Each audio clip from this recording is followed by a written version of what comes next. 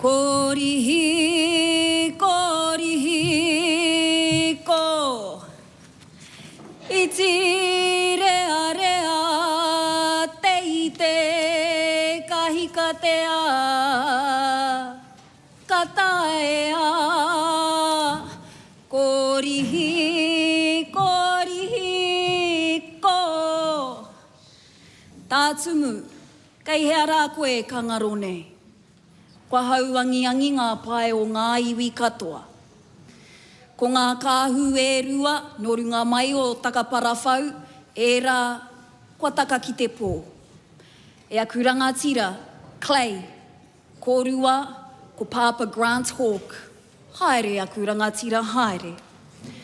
Moko whiti atu ki taupiri kūao, hine i pū āwai. E hine, haere, haere. Koutou e ngā mate o te wā, haere i te au kume, i te au roa, i te au te hoki mai anō. Haere ngā mate, haere. Kei ngā pou o tōku whare wairua. Hoki wairua mai, hoki wairua mai.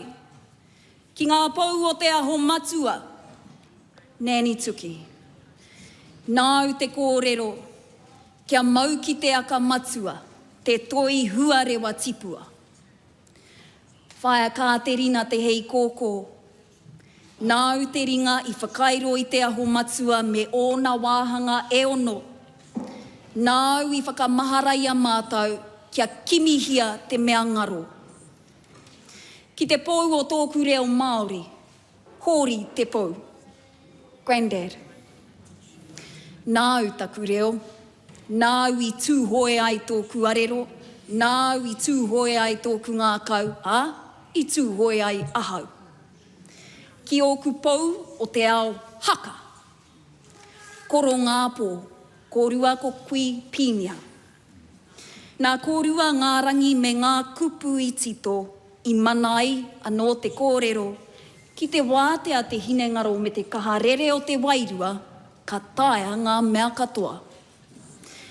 Kei ngā pou o tōku whare o ngā tūmanako.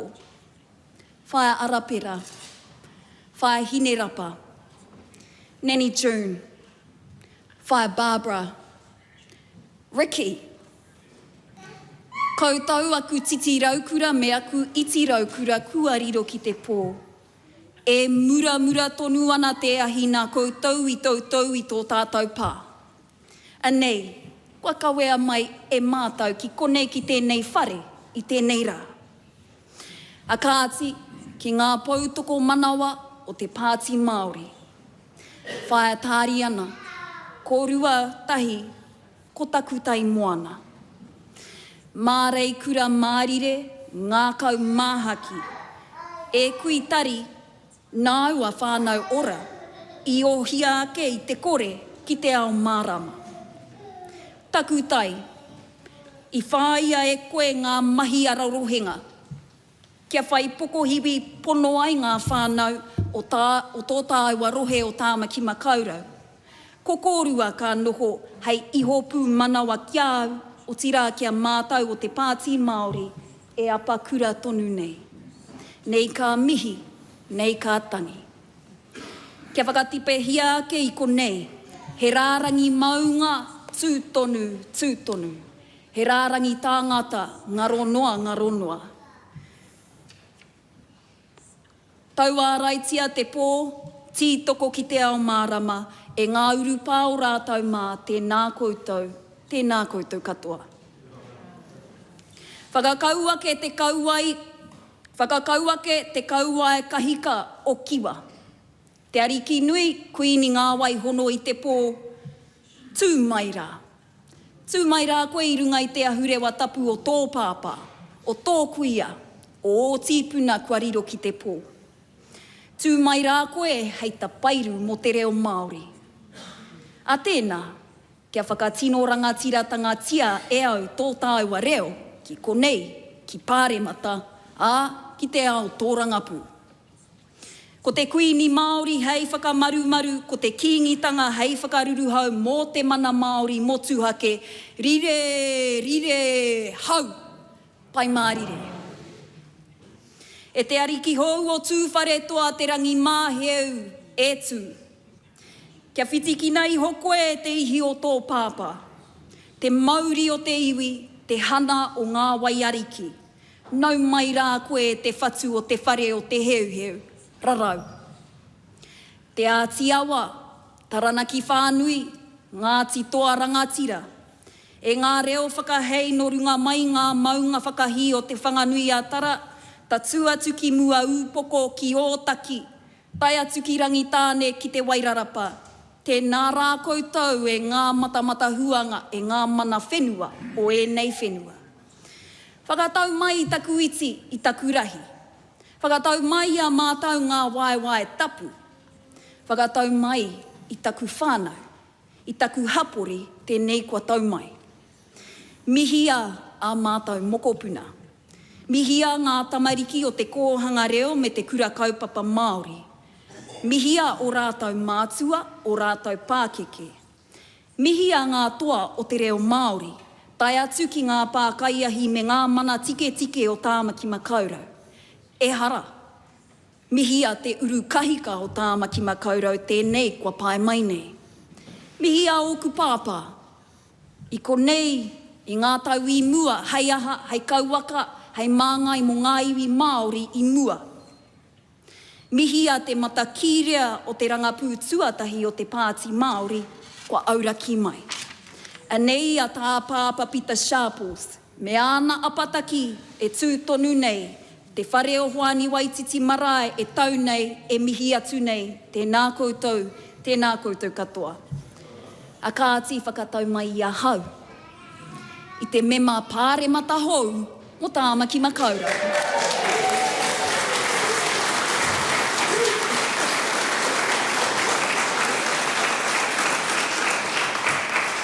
Kua hau, ko Oriini Kaipara.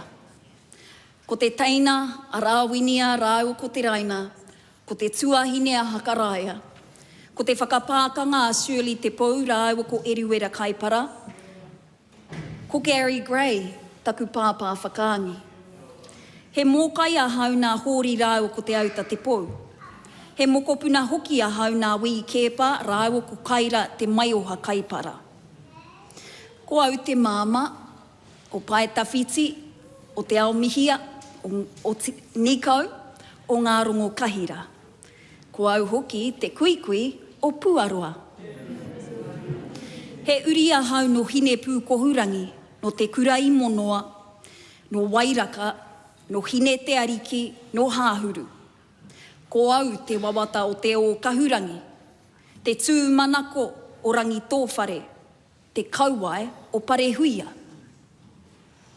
Ko au ko ngā tiawa, ko au ko tūwhare toa, ko tūhoi, ko ngā tirangi tihi, ko ngā pōtiki, ko te hapū one one.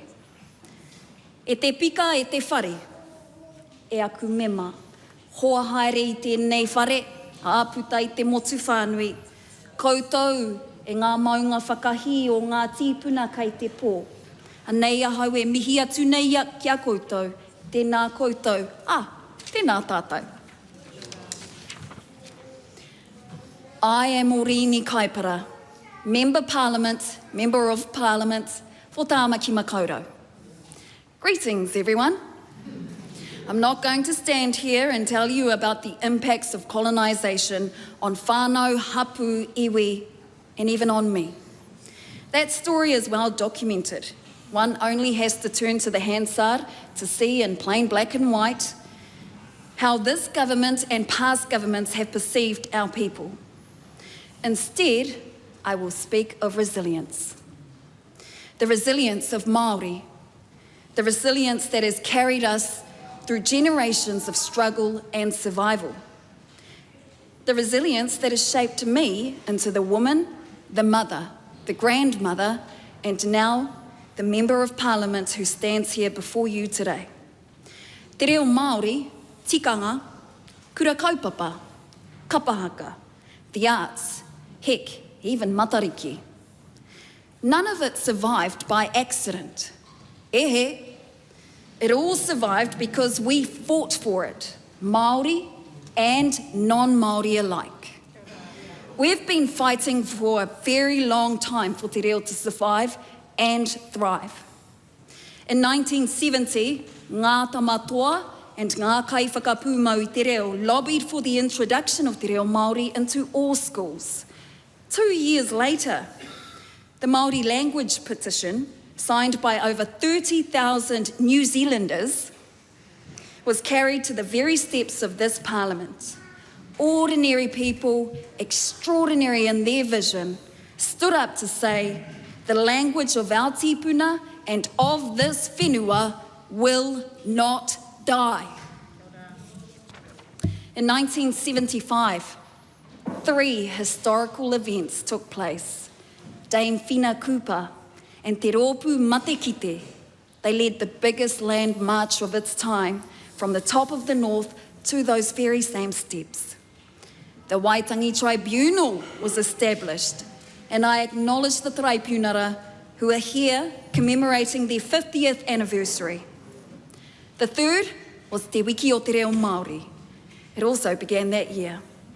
Here we are, 50 years later, celebrating, but with eyes wide open to the realities both institutions face right now.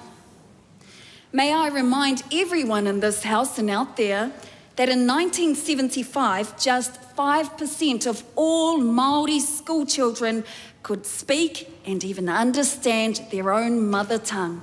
5%. Ruatoki stepped up first. They became the first bilingual school in the entire country in 1978. That was also the year of Takaparafo, Bastion Point. E kore rawa mātou e wareware. A year later, iwi and hapu gathered near here to plan strategies for the survival of te reo. Te Ātārangi was born. In 1980, Hoani Waititi Marae opened its doors for the very first time, becoming home to many West Aucklanders, including myself and my whānau. That same year, the Kohanga Reo movement was born in Ngārua Wāhia. In 1982, the first Kohanga Reo Puke Atua was opened in Wainui o Mata. Later, former politician and Māori broadcaster Derek Fox, he delivered the very first televised news bulletin entirely in te reo Māori. Te Karere was born, and so was I, in 1983. Still young. These acts of resilience, they were critical to our existence and our success. Then, and still now, we created more than a movement, we built community.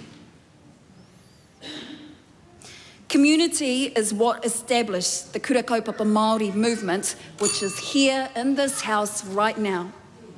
In 1985, the kura kaupapa Māori o Hoani Waititi Marae opened. A dream once whispered became reality, a place where tamariki could grow as who they were born to be, unapologetically Māori. Anei ngā titi raukura o Hoani Waititi Marae, anei ngā raukura o te aho matua, ngā mokopuna rāwiri rai te rūnanga nui o ngā kura kaupapa Māori, kua tae mai, anei te apōpō, anei te tirahu, kua tau. The fight for te reo didn't end there, Mr. Speaker. That same year, the Waitangi Tribunal heard the te reo Māori claim Y11.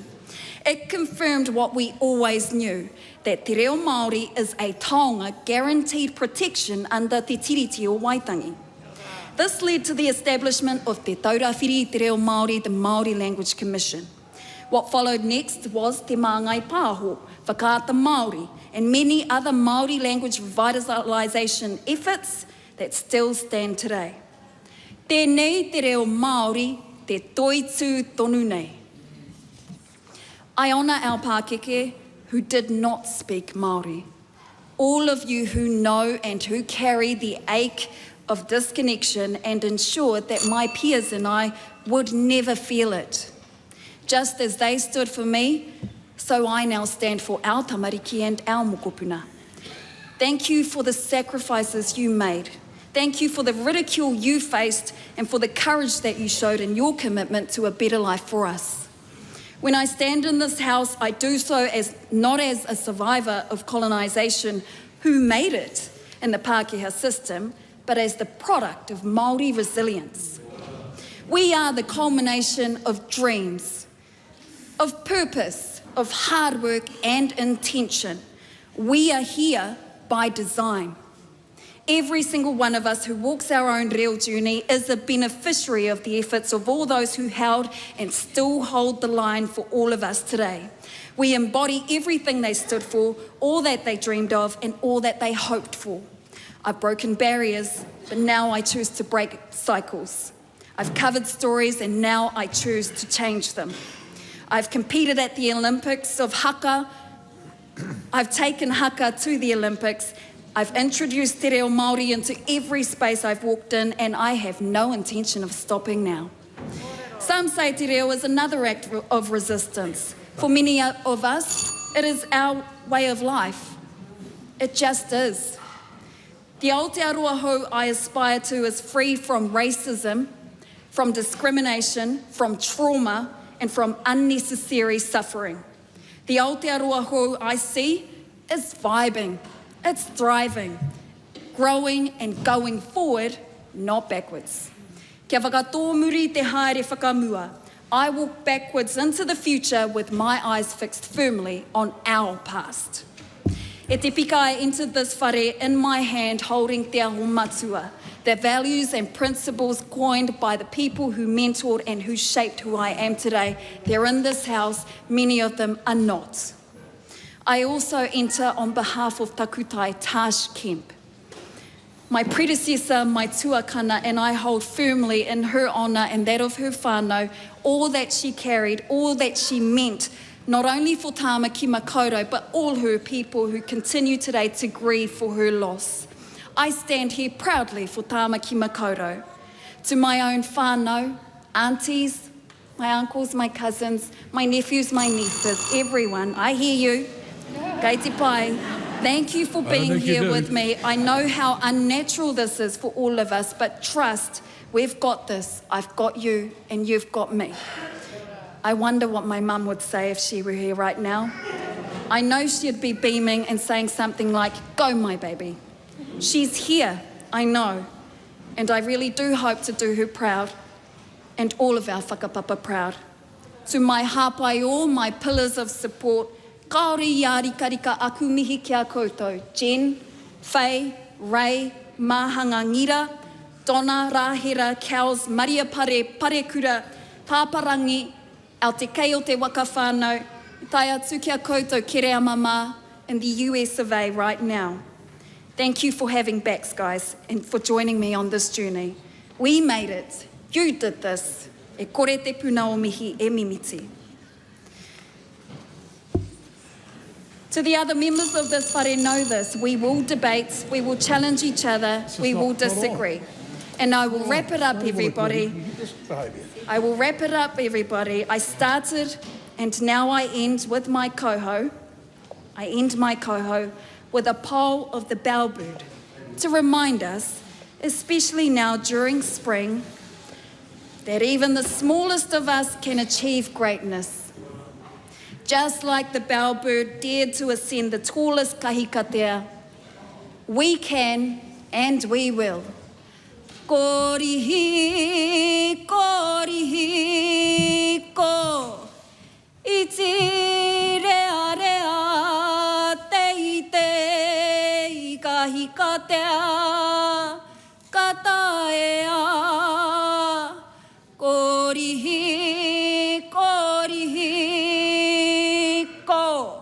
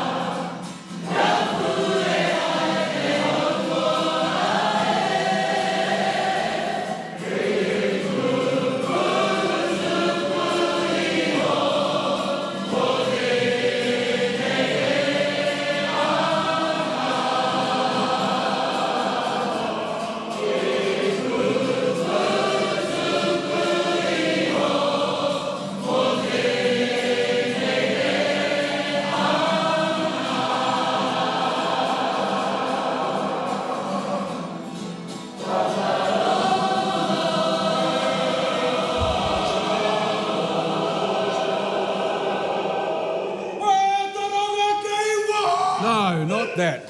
The guarantee was that would not be taking place.